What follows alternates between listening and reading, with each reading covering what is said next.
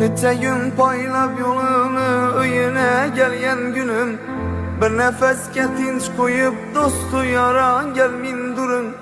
Ben ahır şu gül perini köyünde hayranıman, ve sıcağıdır şu dem aynı şu an gelmin durun.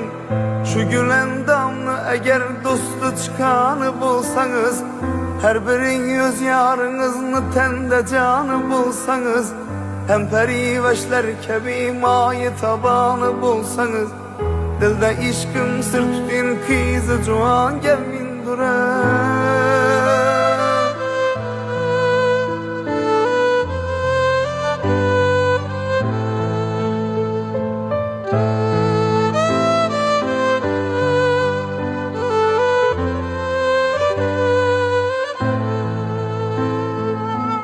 Caylağanman birini kalbıma kırağalar, gülmeniz ahvalıma derdim yaman durağalar. Şu fırsattimin durun canımlı calı cadular, titreter hazır kopar ahır zaman gelmin durun. Bir gelip men şu caya açılmin dursun kapılar, telefonlu dinç koyun birden başka iş tapılar.